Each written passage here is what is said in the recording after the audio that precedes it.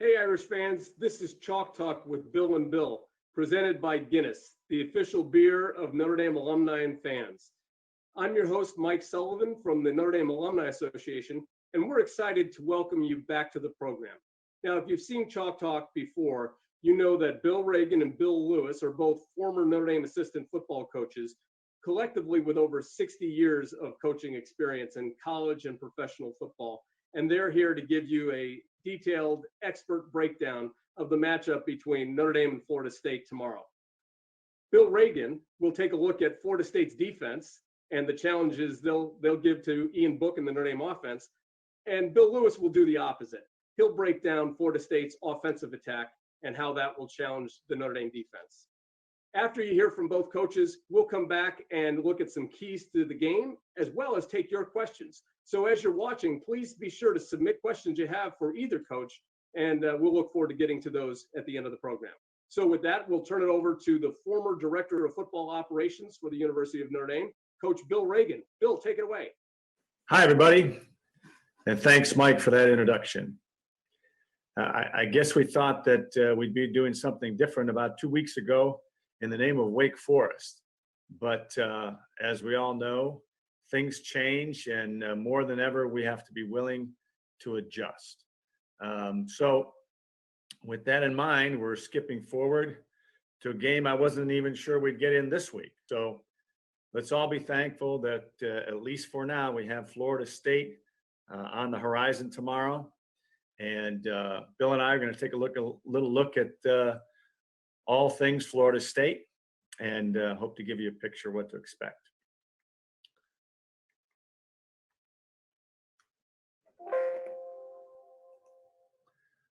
So this is the 10th meeting between the Irish and the Seminoles, and this is not necessarily an old rival, but I think we can agree that anytime that Florida State and Notre Dame get together, it is going to be interesting.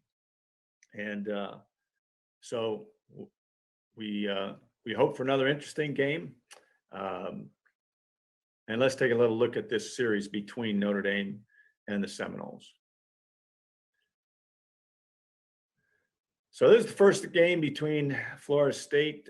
First game was not held until 1981. So it's only within the last 40 years that Notre Dame has even played Florida State. They did have football a while back, and I'll get into that a little bit with you guys as well. Florida State does hold a 6-3 edge in the series. So they've been a tough opponent for Notre Dame. You know, Notre Dame doesn't have losing records against too many of their opponents. The first 8 games in the series saw one or both teams ranked in the top 25. And Notre Dame, as most of you know, will be ranked in the top 25 again this year. But Florida State, not so much, and we'll tell you why. At least one of the games, 1993, was very memorable in that it was dubbed a game of the century. We've had several games of the century, but that was a big one in that year, and I think anybody who was around then remembers that game. So here's a look at the rest of the series, you know, and only a couple have been blowouts. Notre Dame's game 2 years ago in 2018, when Brandon Wimbush stepped in for Ian Book, was a notable blowout, as was the 2003 game at Florida State, 37-0. You know, that was not kind. The game I probably remember more than any other was 2014, a game I really thought Notre Dame had a chance to win. And, you know, based on the judgment call of an official, could have been a big win for Notre Dame. It could have propelled them into a championship picture at the end of the 2014 season. So let's take a little further look at Florida State. Football was established in 1902, but there's a little caveat here. From 1905 to 1947, Florida State was a women's college. And in fact, the name, Florida State Women's College. In 1947, though, with the ending of the war and the GIs coming back home and wanting to use the GI Bill, there was a lot of pressure to open some of these schools back up to males. And so Florida State gave in, and the very next year they had football, or that very year they had football, and restarted in 1947 with the football program. So, but that football program was not a stellar one for many, many years. A lot of times losing seasons. There was a coach by the name of Bill Peterson who had a little in the 60s, gave some credibility to Florida State, went to a few bowl games, beat a couple SEC schools, but by and large, no one was worried about Florida State. Not until 1977. And then, from 77 to 2017, had a great winning streak. But the last 2 years, 18 and 19, has seen Florida kind of stumble again. Florida State kind of stumble again. And they're a program trying to get back to that. So those 41 straight winning seasons from 1977 to 2017, 1 year shy of tying the all-time mark, ironically held by Notre Dame from 1889 to 1932 at 42 years, I'm sorry. So the Seminoles have the 10th highest winning percentage in college football of all time. So they've gained respect. But it's really only been since 1977 that they've been a program to reckon with. And that is all because of this guy, Bobby Bowden. He was an assistant there, became a head coach at West Virginia, and then came back to Florida State and really put Florida State on the map. He had that losing season in 1976 and then never had another one. Years as a head coach, never had another losing season, almost 40 years as a head coach. So Coach Bowden, as some of you may know, has taken ill with the coronavirus. He's been in and out of the hospital a couple times, went in for another procedure, found out he had COVID, has been back in this week. We're all hoping great things for Coach Bowden. He is 93, but we wish him the best. And hope he comes out of the hospital in good shape. And I know he'll be wanting to watch this game Saturday night. He's one of the great football coaches, collegiate football coaches of our time. In fact, he had 2 national championships, 93 and 99, Jimbo Fisher having the other one in 2013. But Coach Bowden is all Florida State. And that he is why Florida State has a reputation as a football program and is expected to rebound. So let's take a little look this year at just a couple of things that are noteworthy with Florida State this year. And then I'll talk more about their defense. Florida State is currently tied for the NCAA lead with 3 block kicks in this very young season. 2 against Georgia Tech in the first game of the year by the same individual. So, and Florida State has a reputation going back years for blocking kicks. So this is nothing new. Mike Norvell is the current head football coach. He's brand new this year. He's the 11th head football coach. He was 38-15 at Memphis State. And that's a great program that he had established there at Memphis, and was doing great, over 70% winning margin. And he is the 3rd head coach, though, in the last 4 years at Florida State. So it shows the kind of things that they're going through. Things that slipped a little bit at the end of Jimbo Fisher's career. Willie Taggart was hired, had 2 losing seasons, and now it's Coach Norvell's challenge to right the ship. The betting line is 21 in favor of Notre Dame in this game. But I'm asking you, I guess, should it be? With the long time that Notre Dame has been off, it's easy to lose a lot. And I think that's a big issue this week. In fact, for 21 days, I think you divide that in half for every day that's been off. And that would make the maybe a more appropriate point spread of 10.5 points. Ironically, the Irish will open the 2021 season on Sunday, September 5th in Tallahassee against Florida State. So see them first thing next year. Let's take a couple look at some Notre Dame news and notes.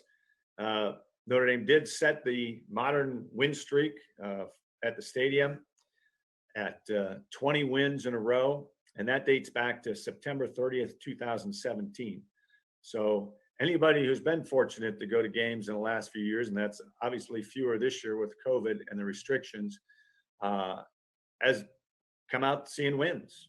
So this sets the modern era for the longest home winning streak at Notre Dame. The previous modern streak of 19 was during the Holtz era from 87 to 90. The all-time mark, though, at the stadium is 28 from 1942 to 1950, those being the Leahy years. And, that is a streak in and of itself. Clemson and Ohio State currently boast the longer winning streaks at 25 and 21, respectively, in their home stadiums. Notre Dame's 21 days between games is the longest in an in-season gap since 1918. We talked about this the first week of the season and the trials that Coach Rockne, in his first appointment as head coach, his first season, struggled to go through in that first year. 1918 was, of course, the Spanish flu epidemic, and Rockne played only one game in September, had to cancel the month of October, was scrambling, trying to find other opponents. Fortunately, he found that Wabash would play him in the first week of November, and that was a 67-7 drubbing of Wabash. Notre Dame doesn't quite get the benefit of a Wabash coming up. One of the things that I'm wondering about are who are Notre Dame's missing pieces. Coach Kelly came out with his two deep, and it looks pretty substantial, pretty safe, and we probably really won't know till game time Saturday night who's actually not dressing for the game. But I'm wondering, who are the missing pieces in the game, and will that be a factor? So let's take a look at Florida State's defense. The coordinator is a first-year defensive coordinator by the name of Adam Fuller, and he came over from Memphis State. Fuller has been the defensive coordinator at 3 different schools in the last 3 years.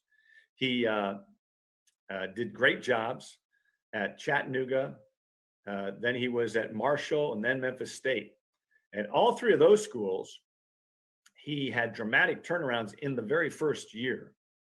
So it seems like a little bit more of a struggle this year at Florida State. And we'll take a look at maybe some of the reasons why. But he's had a history of turning defenses around. His defenses play aggressive, at least he wants them to. And they have been ball hawks, getting turnovers whenever possible and creating turnovers. So he's teaching aggressive play and turnovers.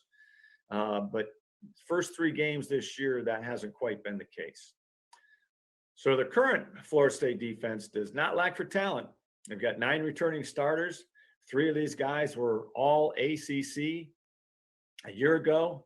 And you look at them and they are specimens. The linebacker core, the defensive front core, those guys look like All-Americans, but they have not put it together so far this year. What I've seen on film, and I've seen a game and a half, but I saw the whole game versus Miami, big rival for them, right? A game for the defense to play well, play with that aggressive nature that he would want. But what I saw was that they lacked eye discipline. They seemed at times to be a little unsure of their responsibility. And maybe Coach Fuller is asking them to do too many things right now. Maybe he needs to keep it a little more simple. But sometimes some of these, especially linebackers, seem lost in space, meaning they're out there and they're occupying an area, but they're not making plays. And they've been tackling poorly. So I will say this: they went down 21-7 against Jacksonville State a week ago, and played very good defense in the second half of that ball game. So there was respectability coming out of that and reason for some positivity. But in the first 3 games, their defense against Georgia Tech surrendered 438 yards, 517 to Miami. And even against lowly Jacksonville State, who comes out of the football championship subdivision, plays in the Ohio Valley Conference, 307 yards and 21 points. So this is not the making of a good defense right now. So again, Coach Fuller has a lot to do and needs to get moving on this. So there are a couple of really good, interesting players to watch. And the first one, Marvin Wilson, 6'5", 305, number 21 there on your left. He is a man. I mean, this guy was slated to be number 3 in the draft last year of defensive tackles. More than one pro draft evaluator had him as the 3rd tackle to be taken in the draft. He was a consensus All-American preseason this year, but he came back for his senior season. And he leads what should be one of the top defensive lines in the country. But at 6'5", 305, he runs well. He's got a high motor. He's got very good technique. He hasn't got the outstanding statistics this year so far. He's been bottled up a little bit. He's drawn a lot of attention, a lot of double teams, a lot of chip blocks on pass protections. But he is someone that Notre Dame will have to fend with. And he'll come out of the game at times. He plays so hard, they got to give him blows.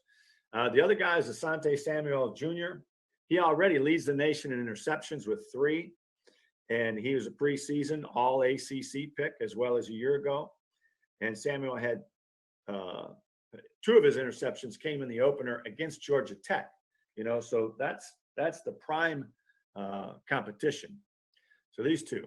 So this is a look at the rest of their defensive depth chart, and I put the kind of their stars in big letters here. So going down the bottom, the Bucks safety, which is their strong safety, Hamza Nasruddin, has not played yet. Each week they keep saying he's going to play. He's coming back from an injury. At 6'4", 220 as a strong safety, he is a tackling machine. At least he was a year ago. So whether we see them on the field today or not, I'm not sure. Going up, number 26, Ahsante Samuel, we've already talked about. Great cover corner.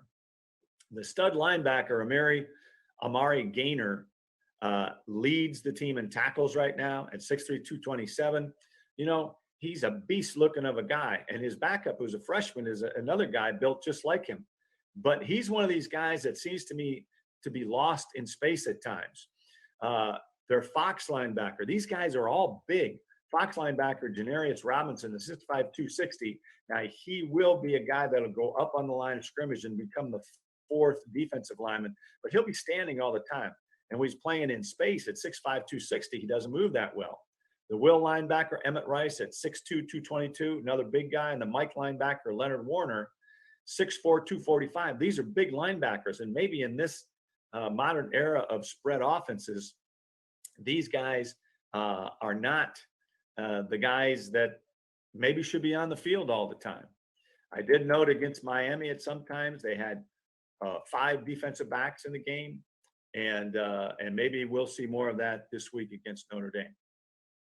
Okay, I want to just give you a brief look at what maybe to expect from the fronts and the coverages of. So I'm going to get here. I'm going to get away from our PowerPoint, get a little bigger look here. So here, and I know this looks backwards to me, but you're going to see this the way it is. So we're looking at against Florida State versus Miami, okay? This is a look of when they go to a 4-man front, and they'll take that one backer and move him up here. And this is kind of a vanilla. This is what they did in the second half against Miami. They were getting burnt so bad on the run and the pass they had to add that extra body to the line of scrimmage. And I think this is kind of what Notre Dame will see as well, with the 2 deep, 5 under look, and the 4-man rush. Again, these 3 will be down. This is 21 right here, the big All-American tackle, and this is number 11.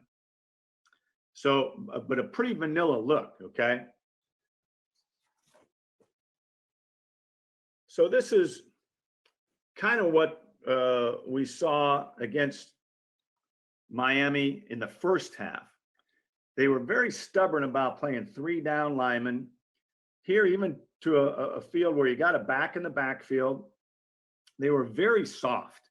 Anybody who saw that game, a tremendously soft approach in the first half against Miami.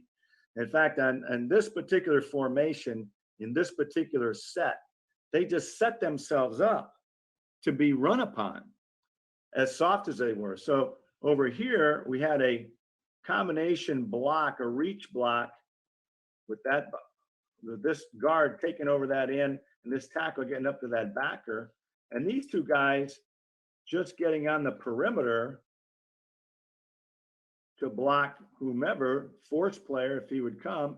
And all they did was catch the ball here and quick toss it out here, just an underhand toss. And that back was on the perimeter. Very, very soft approach there. And he was down the sideline. Okay. So, and this again is just another look at that really soft 3-man front. And this could be that big backer, or could be a nickel. As I mentioned, they played a lot of 5 against Miami, but they sat in these cover 2 looks, trying to play zone, but these guys are lost in space. These guys aren't getting enough push. And a lot of times they're on the move and just getting swallowed up in there, but very, very soft. So again, they come back to this 4-man front. And I think if Notre Dame's playing a tight end, especially, this is what we're likely to see from them. But it was also they're going to move the front. So they'll move away from that walked up backer, including him. They like moving the front, but they are a boundary defense, which means they're going to play more people to the field no matter what. Okay. So we've seen a lot of people pick on them into the boundary side, this side with the run and the pass, attacking into the boundary. So they've had to compensate for that. And these guys haven't done that good a job of playing into the boundary either. They've been taken advantage of. So again, that's a quick look at their defense. And, I'm eager to see how Notre Dame will attack it. I'm eager to see if Florida State has improved from one week to the next as well. Remember, they are staying consistent. They're playing. They've been playing for 3 weeks. Notre Dame has had 3 weeks off. So that's going to be a challenge early on. We'll talk more about that later with keys to our game. Right now, I'd like to turn it over for the other analysis of the game to our guy, Bill Lewis. As always, welcome. And it's hard to believe that it's been 3 entire weeks since we've done that. And I'm kind of wondering, what did you do during all that time? Maybe you can share it at the end of the show. Let me tell you what I've done. It's been an opportunity to, with my wife Sandy and I, to do some work in the yard, preparing it for the upcoming cool and cold weather. And since I mentioned her, I might also tell you that she is the executive producer, director, and camera person for this segment of our presentation. And so back to what I was doing in addition to that little bit of work outside. I'll be honest with you, I watched a lot of football, and kind of this is the way it happens. I feel like Friday night belongs to high school football. Saturday, the college game, Sunday, the professional game. And as I talk about the high school football, we have one of our grandsons, a 10th grader at Oconee County High School, just outside of Athens, Georgia. He's a 10th grade free safety, and at the current time, his team is undefeated, and I think they're the number 4 team in the state. And having been an old secondary coach, it's hard to not, when Billy and I have conversation, for me to say, remember now, put your eyes and keep your eyes in the right place, know and understand what you're seeing, and then react properly to it. That's just the old secondary coach coming out in me. Now, I mentioned I watched a lot of games, and at every level, and all the coaching staffs that I was a part of during my coaching career, we always felt that there were 8 to 10 plays in games that were decided by 14 or fewer points. There were 8 or 10 plays in the game that made the difference. Now, most teams are able to get 75, or most games 75 plays apiece. So we're talking about 8 or 10 of the 150 possible plays making a difference. And as this has evolved, particularly in the ACC and the SEC here the last couple of years, they've developed a system called Havoc, the Havoc Battle. And what Havoc Battle is involved in is plays that the offense works to prevent and the defense works to cause. Okay, and there are certain levels of Havoc plays that they record each week. The first is what I refer to as change of possession plays. And that is when there's a fumble and the other team recovers, the defensive team recovers. You lose possession, change possession.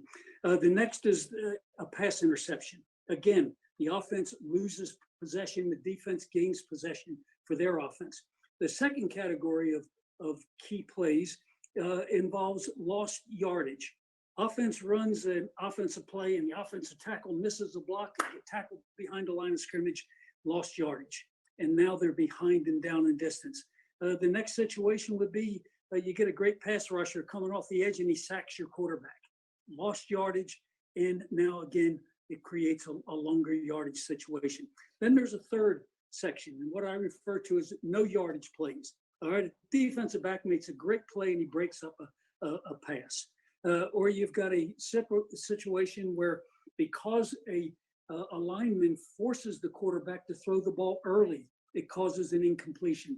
Or the last one, you got one of those big defensive ends comes in and he sticks his hand up and he bats the ball down at the line of scrimmage. Again, no yardage plays. And so as we go from this point in the season, let's watch for those type of plays and the effect that they have on the outcome when the game is 14 points or less. Now let's take a look at the Florida State offense. And it starts with their new head coach. And Bill mentioned Mike Norville. And the just a couple things from this side of the ball.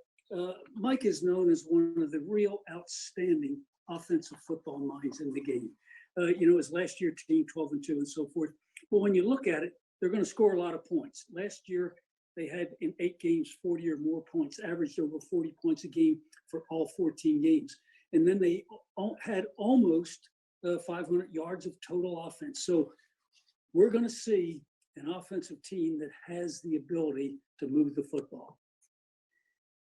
When you look at what Mike and his staff done, it's nothing new, but it's something that they really emphasize, perhaps more than some of the recent offensive teams that I've talked to you about. First of all, their tempo is as high and as fast as it can be. They're going to run as many plays as they can in the ballgame. The second thing they're going to do is they're going to use a lot of multiple personnel groupings. Just a quick review of that. I'm going to refer to them in 2-digit numbers. Remember, the first digit is the number of running backs. The second digit is the number of tight ends.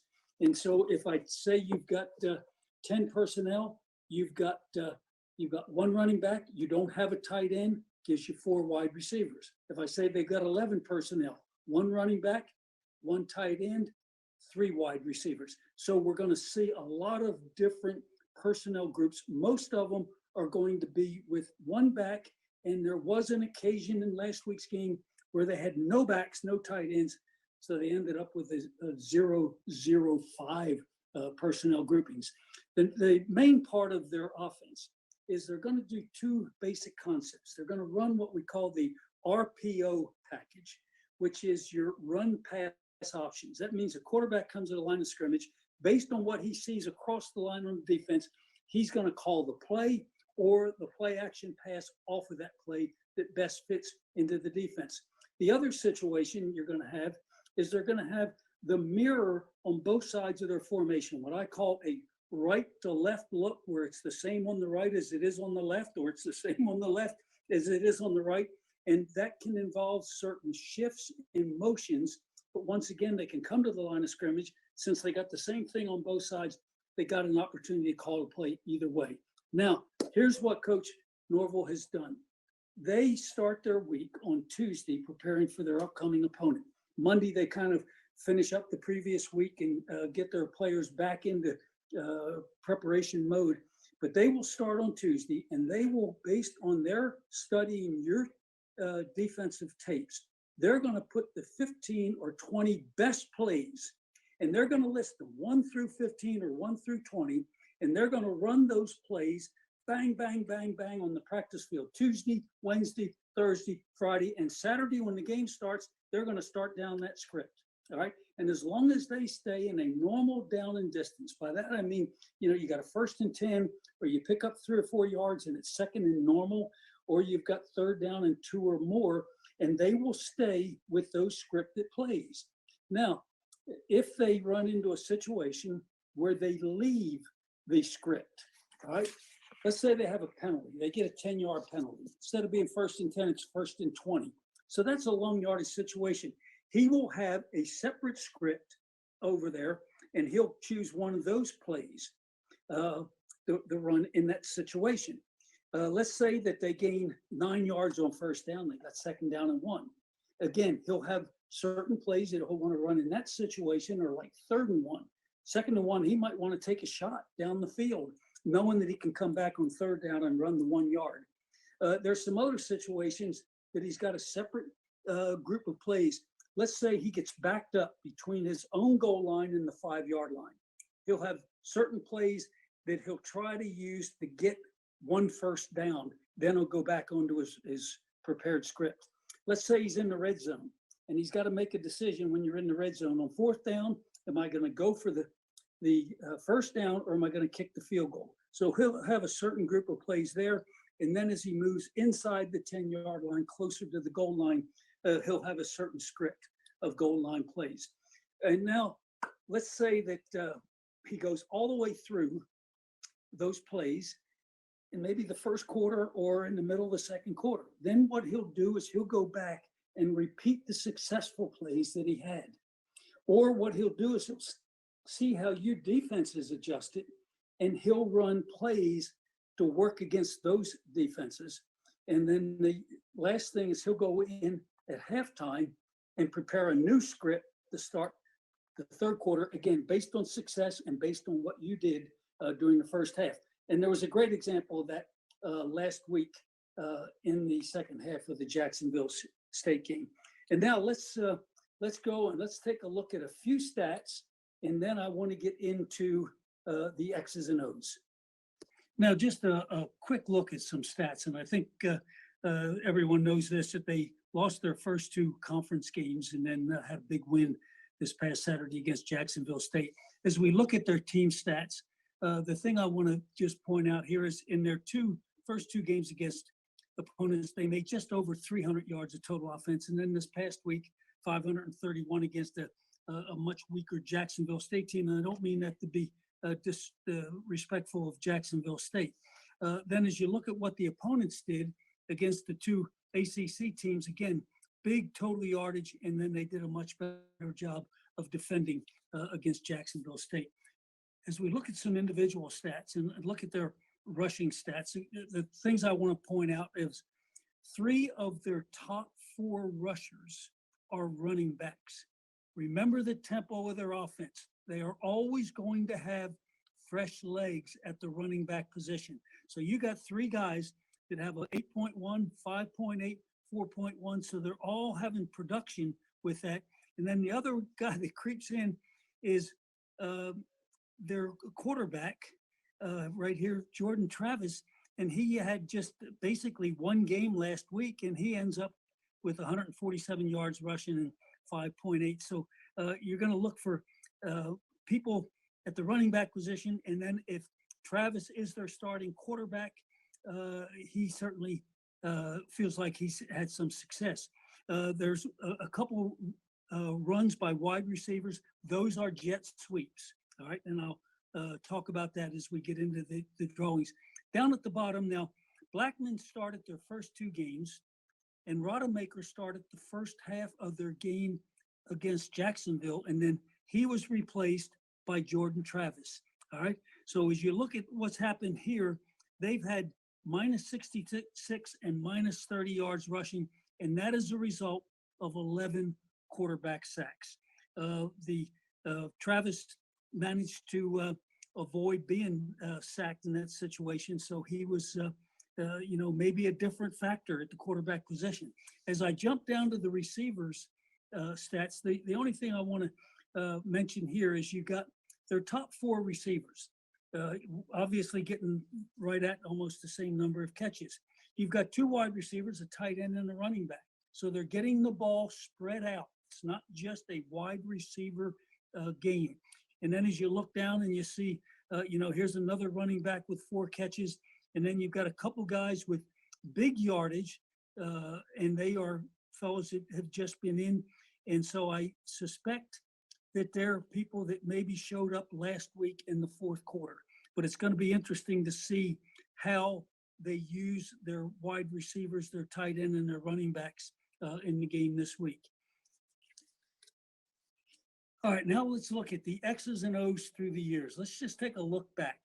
And that picture behind me that I showed you, this is a drawing of what Coach Rockney would have done as an offensive coach. He's going to draw the offensive play so that his right is on the right of the picture and his left is on the left of the picture. And one of the interesting things here is that, and that showed on that diagram back on in his locker room, they put an X through that to indicate that that's where the ball is and that's where the ball is going to be snapped. This is a single wing with the ball being directly snapped. These 2-3 people back here were all running back type of guys. This guy was usually a tougher player because of his ability to block, and then you had a wing back or a wide receiver out here. So that's how they drew them. They just use X's. And then B's for linebackers. The SB is interesting because they referred to the defensive backs, and there was a lot of 3 deep coverage back then. They referred to them as side backs, and then the middle guy as safety. Now, a further look, and again, this shows looking back at the Notre Dames of old and so forth, if they go to what is called an unbalanced line, all right, you've got, in that first diagram, you had 3 offensive linemen on both sides of the center. Now they move a guard or a tackle over, and they end up with an unbalanced look here. That's why they always made sure they designated where the center was so that you could be sure that they knew where, again, all the defensive line was designated by X's and B's for backers in the secondary. Now, if you're a defensive coach back in that time, it's interesting because defensive coaches used inverted V's, as I refer to them. Why did they do that? They wanted to make sure that the tip of the V, all right, was at the technique being played on the lineman. In other words, these guys were lined up with an inside shade on those guards. If they wanted them to line up head up, they would have put this mark right down the middle here or right down the middle here. If they want them to line up on the outside shoulder, then they would have put a mark here on the outside shoulder, and that V would have been moved over there. And so each lineman out here, you've got these defensive, as they called them, tackles back in those days. They're lined up with an inside shade on the tight ends. And then they made sure they emphasized to those defensive ends that they had a wide alignment. And again, your linebackers were inside techniques there. And this was all in remembering that defensive gap control, that each of these guys was responsible for controlling a gap on the line of scrimmage. All right.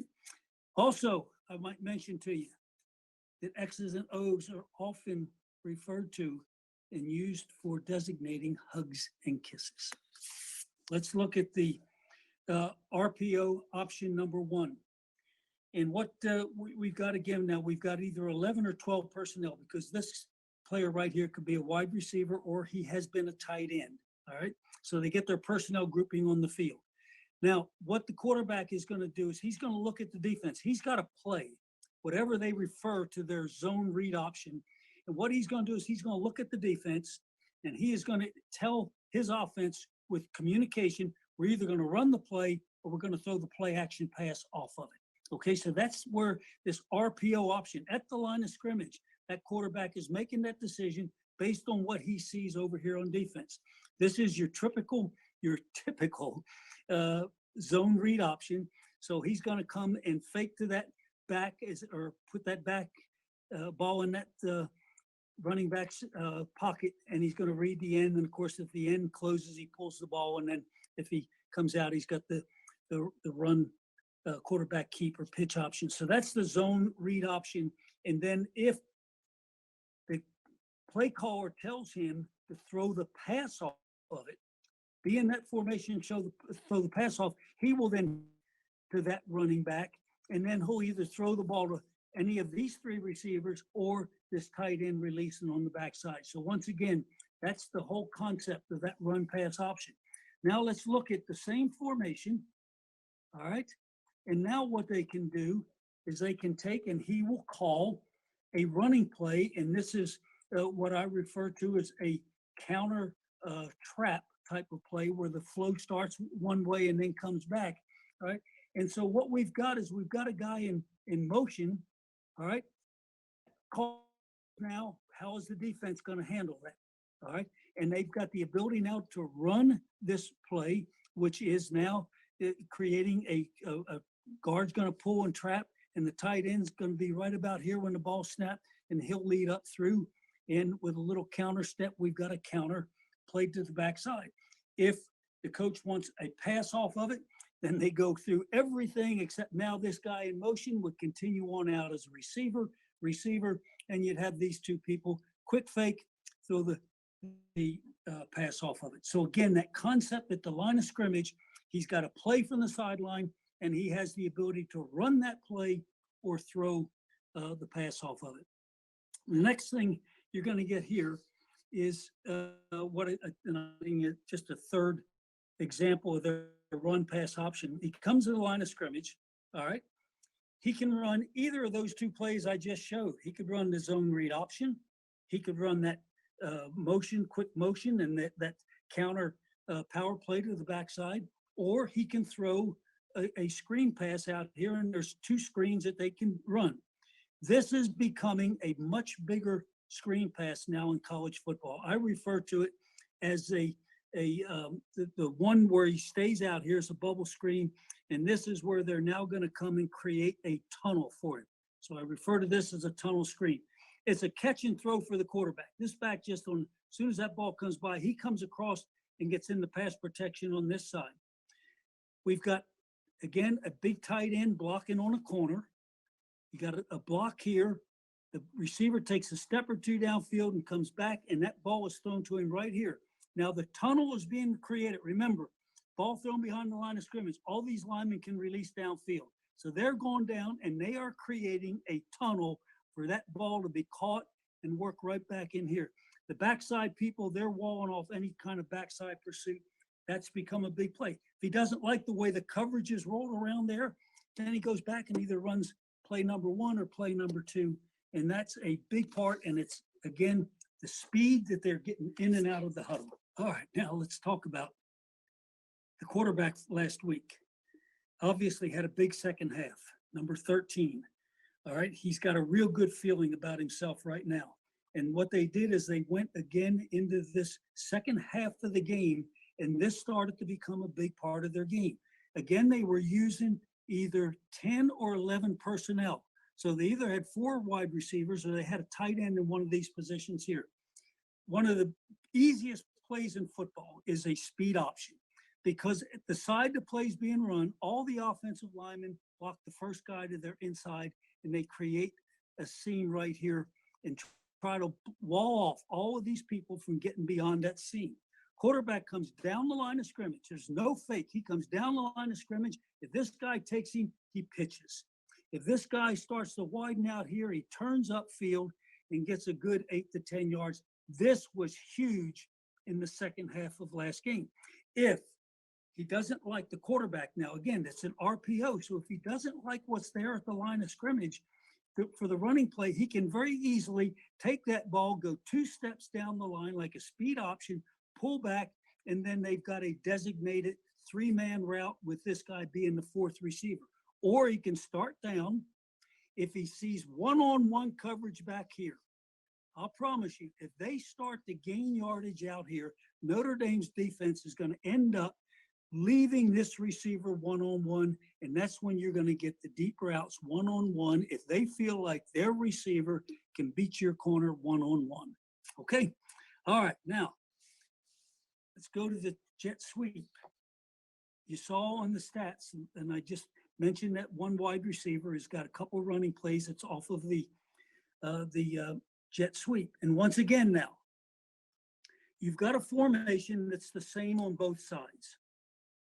So what that means is that they can run whatever plays they want either way. If it's necessary for this back to be over here before the snap of the ball, he will shift from this side to that side. So again, that quarterback's coming to the line of scrimmage, and he's making the decision on what he sees. If he wants to run the jet sweep, then he runs it just as it's shown. All right, that ball comes back to him, and then they reach up and hand it off right here. This guy takes a counter step to let that clear, and then he comes back in here. They can fake the jet sweep and hand the ball back here on a very simple track play. Or they can fake the jet sweep, pull off, and they've got 4 wide receivers coming down the field. If he wants to go one-on-one back here with the motion, he then has that one-on-one situation. So once again, that big RPO comes into play. All right. Now, the next thing, I didn't have a way of describing this because I had never seen what I call quins, 5 receivers. That's going to be a new term maybe that'll be involved. But what you've got now is you've got a combination. This could be 4 plus 1. That could be 5 wide receivers. Or they could have 3 wide receivers and 2 tight ends. But obviously, what they've got, because of having to have 7 men on the line of scrimmage, this receiver is not eligible because he's covered by a man on the line of scrimmage. They got in this formation in the 4th quarter. All right. And here's what they did. They threw, all right, let's go first with this right here. They threw a bubble screen. They got 1, 2, 3, 4 guys. This catch and throw out here. Big play for them. It ended up being, that was one of those 1 catches, 20 yards down the field. They can also run a quarterback trap. All right. You got your defense in here. There's going to be 4 guys somewhere. Quarterback takes the ball 2 or 3 steps back. They go boom, boom, boom, and he runs the trap. He had a 12-yard gain on that. The play that they ran for their last touchdowns, and remember, let me mention this, I didn't emphasize it enough. When number 13 was their quarterback in the second half, they had 5 series with him. All right, they scored 5 touchdowns. I think he'll probably be the starter, okay? And also what happened, his touchdown came on this formation, snapped the ball to him, and he simply ran a quarterback sweep behind those 4 people, and this tight end was out there, so it was just a convoy into the end zone. Last thing I want to mention about their offensive plays. Ooh, there we go. All right, it also can be an RPO. Now, I've got up here, and this sounds crazy. I guess they can go right to left or left to right with plays. All right, what they're going to do is they're going to come out in some kind of balanced set. They can be in 12 personnel. So there'll be 2 wide receivers and 2 tight ends. They can be 11 personnel. One of these guys in this position can be a tight end, all right? Or they can be in 10 personnel with all 4 of them being wide receivers. The running back can line up in any one of 3 positions, depending upon the call that's been made. These 2 guys can line up either in here as tight ends, or they can be a tight end or wide receiver out here. So what they've got is they got the same thing on both sides. The quarterback has his whole offense.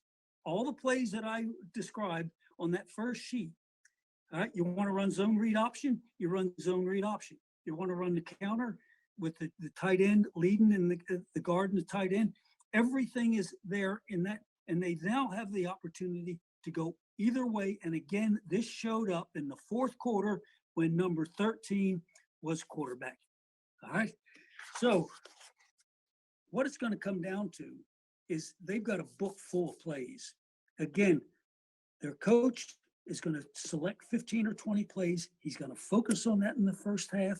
He's going to go in at halftime and produce another script in the second half, and they're going to come out and run the plays that they think that they have an advantage over the Notre Dame defense. All right, now let's see what Mike and the other Bill are up to.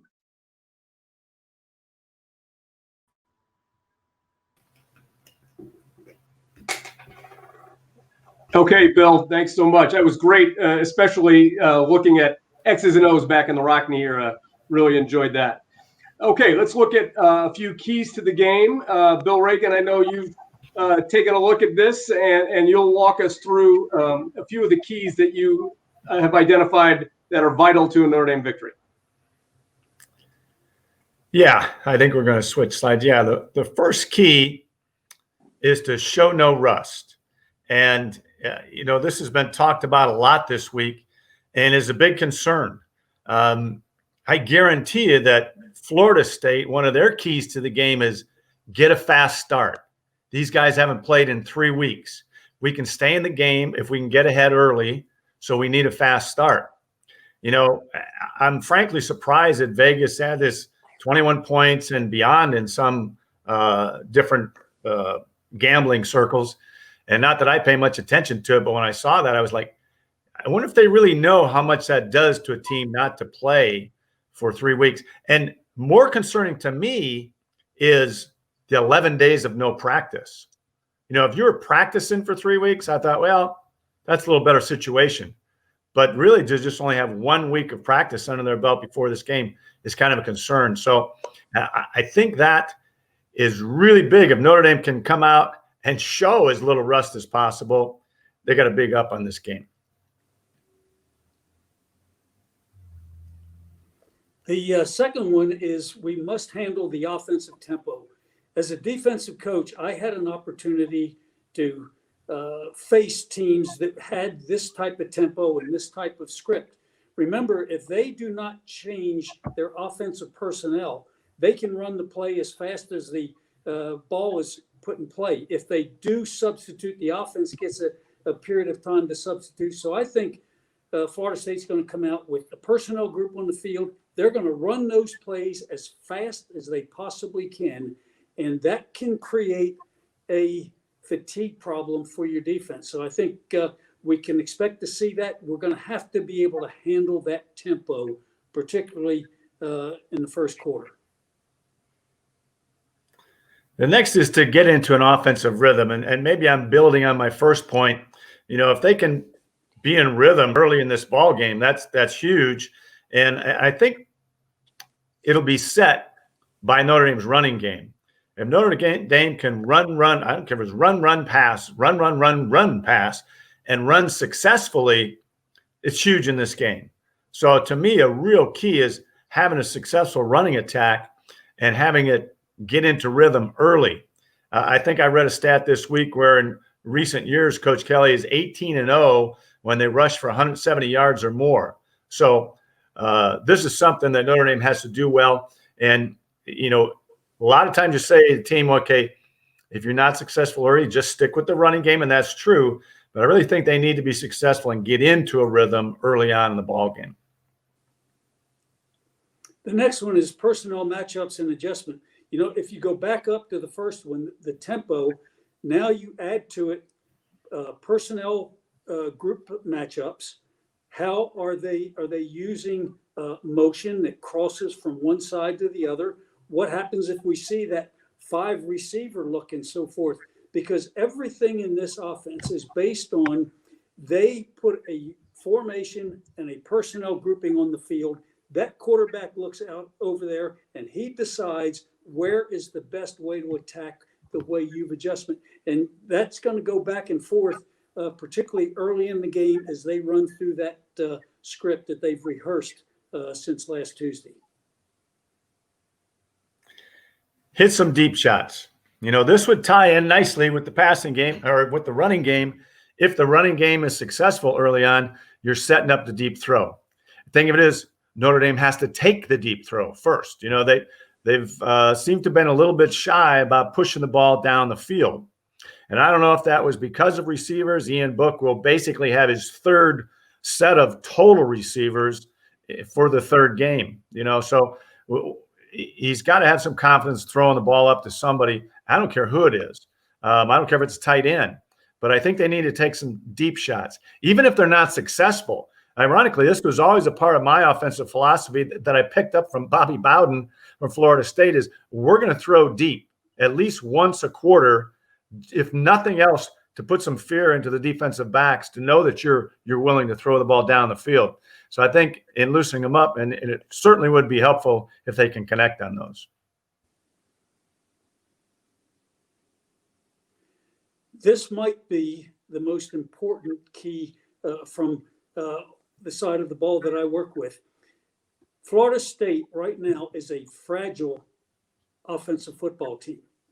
They started the season with a returning quarterback who threw for over 3,000 yards. He loses to Georgia Tech. Georgia Tech hasn't won since. They got crushed by Miami in a game that could have been much further separation. And then they come back and they struggle into the second half. And again, with due respect to Jacksonville State, they struggled until they made a change to their third quarterback. And so I think what the Notre Dame defense has to do, they can't let this kid build on the enthusiasm of 5 possessions, 5 touchdowns. They've got to discourage that young fellow because it's obvious that he can make plays. And I think their offense probably came out of the game with some confidence for the first time in the season. And I think that's going to be very interesting to get after him early. Okay, very insightful. So we're going to review these keys to the game early next week, and we'll be out on, if you follow the Notre Dame Alumni Association on Facebook, then you'll see that pop up. So early next week, we'll come back with Bill and Bill and see how their analysis proves to be true. Okay, now we have some questions from the audience that we want to get to at this point. So Bill and Bill, you up for a few questions? Got it. Away. All right. So let's talk a little bit about the Notre Dame offense under Tom Rees compared to the Chip Long offense of a year ago. Are either of you seeing much difference in the offensive identity of Notre Dame? Well, I think as soon as the bowl game last year against Iowa State with Tommy Rees calling the plays, and essentially for that point in time taking over the offensive coordinator's position, he hadn't been appointed full-time yet, but he took over the job. He was kind of interviewing at that point. We saw a bigger emphasis on the running game. And for one, I was happy to see that. I don't know how many times in the last 3-4 years I've said they need to run the ball. They need to establish the run. You know, sometimes they come out early in the game and they're doing a play action pass and they haven't even established that run yet. So I'm very happy to see a bigger emphasis on the running game. Eric Hansen of the South Bend Tribune did an article this week that since then, Coach Rees has employed more of a zone running concept with the offensive line for inside and outside zone plays than in the past. In the past, a lot of block down, kick out, or what they call pin and pull, with a lineman blocking down and a lineman pulling around him. And with bigger, stronger physical guys, a zone concept is great. So I'm seeing a bigger emphasis on the run, and within the running game, bigger emphasis on zone plays. Okay, that leads to our next question. So you would attribute that to more of an offensive philosophy, or is it a personnel thing driven by the experience of the O-line and the relative inexperience of the wide receivers? Well, again, I think it's a philosophy. You know, I think you recruit towards your philosophies, and Notre Dame has recruited this way for years with big physical offensive linemen. Obviously, you want as much skill as you can, and you've seen a variety of running backs plugged into this system. So I think it's philosophy more than just personnel. I wouldn't put it on the wide receivers, running backs. It's the O-line and the kind of kids they recruit there. Okay. All right, we have another question. So Mike Norvell and Chip Long have experience together. Does that come into play here relationship of coaches previously in their career. Does it give Florida State any insight into what we're doing, or is that not a factor? Bill I Lewis, think let's that- throw that to you. You know everybody in college football. You surely must have been in this situation before. Yeah, I don't think there's any question that anyone who has had either working with or against the Norville offense, the now Florida State offense, is going to go and look at a lot of old tapes and then remember the conversations that took place as those fellows were preparing the game plan. And I think it can be an advantage to a team on both sides, because now Mike might have an advantage of having some feeling for the Notre Dame defense and so forth. So anytime that there are previous relations, I think it can be positive, actually, on both sides, because they can both end up looking at each other and getting some thoughts and prayers. The one thing, obviously, they won't be on the phone calling each other this week. They'll wait until after the game to do that. Okay, time for one last question. So you talked about the Quinn's look, right? It's essentially an empty look. If you're the defensive coordinator, Bill Lewis, are you going to bring heat against that? Is that an opportunity to bring some pressure? It certainly is. And let me just go a step further. I think you're going to have to pressure this young guy early, because it's a way, first of all, a good job at disguising your blitzes, so he doesn't have a benefit of, with that RPO thing, of selecting a good play to run. But I think we've got to put some pressure on him, because we've got to put some doubt in his mind and in the mind of the guy who's calling the plays and the rest of those guys on the field. And so I think that's going to be a big factor early in the game. And that Quinn formation, it'll be interesting to see how they adjust to it. And what I would expect there is to have something to come back, that they will this week have something to come back the other way from those five people with, short traps and some things like that they can get the ball back to that weak side. Okay, terrific. Hey, we feel ready for the matchup now. We're all set to go. Appreciate you guys, as always, giving us that insight. So want to thank everybody for tuning in. Join us next week. Again, we'll have Football Fridays kicking off at 1 o'clock. Chalk Talk with Bill and Bill will start at about 2:15 next week. And early next week, we'll review those keys to victory. And we want to thank Guinness for joining us this year as the official sponsor of Football Fridays and the official beer of Notre Dame alumni and fans. So we'll see you next week. Go Irish. Go Irish. Go Irish.